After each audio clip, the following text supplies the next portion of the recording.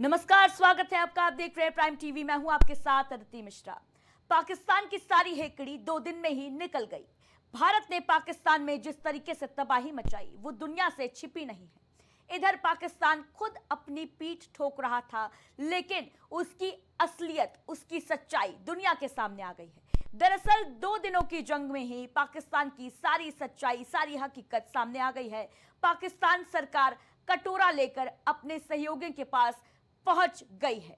उसने लोन की मांग की है, यानी पहले का कर्ज तो चुका नहीं, लेकिन भारत संग जंग में इतनी बर्बादी हो गई कि फिर से लोन लेने की जरूरत पड़ गई है। देखिए खास रिपोर्ट।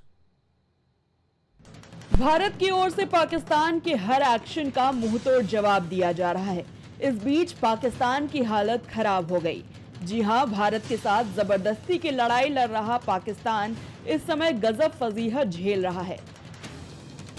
भारत से 2 दिन की लड़ाई के बाद ही पाकिस्तान की भीख मांगने की नौबत आ गई।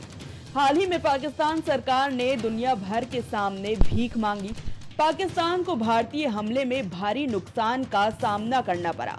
ऐसे में अब आर्थिक संकट से घिरे पाकिस्तान की हालत ये हो गई है कि सरकार ने दुनिया भर में अपने अंतर्राष्ट्रीय साझेदारों से और ज्यादा लोन की मांग की है। हालांकि बाद में पाकिस्तान ने अकाउंट हैक किए जाने की बात कही है। दरअसल पाकिस्तान के आर्थिक मामलों के मंत्रालय के आधिकारिक सोशल मीडिया हैंडल पर एक पोस्ट सामने आया। सोशल मीडिया प्लेटफॉर्म एक्स पर एक पोस्ट में लिखा है, पाकिस्तान सरकार ने दुश्मन की ओर से किए गए भारी नुकसान के बाद अंतर्राष्ट्रीय साझेदारों से और अधिक ऋण की अपील की है। बढ़ते युद्ध और शेयरों में गिरावट के बीच हम अंतर्राष्ट्रीय साझेदारों से तनाव कम करने में मदद करने का आग्रह करते हैं। राष्ट्र से आग्रह है कि वो दृढ़ रहे। इस पोस्ट में पाकिस्तान ने वर्ल्ड बैंक को भी टैग किया है। हालांकि दुनिया भर में पोस्ट वायरल होने और फजीहत होने के बाद अब पाकिस्तान सरकार ने इस पर सफाई पेश की। पाकिस्तान ने अब कहा है कि एक्स अकाउंट हैक कर लिया गया था।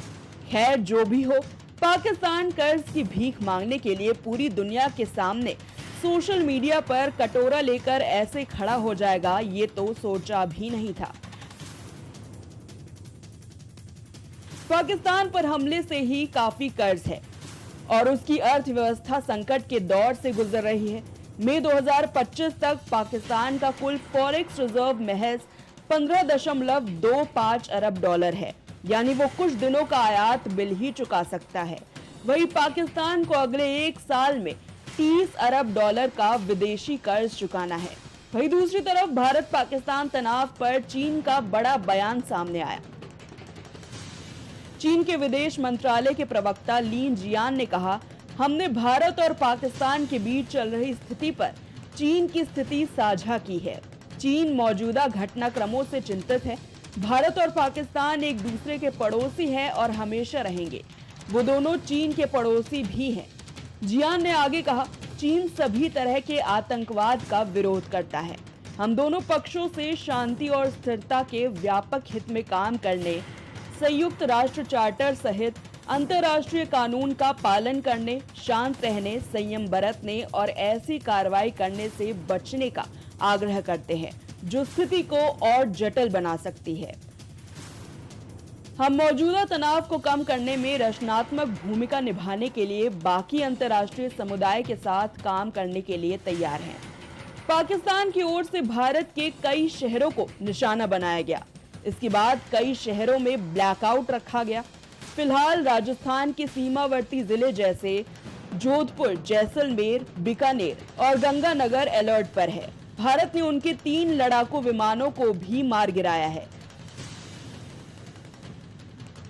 जिनमें 2 JF-17 और 1 F-16 शामिल है और उनका एक पायलट भी पकड़ा गया।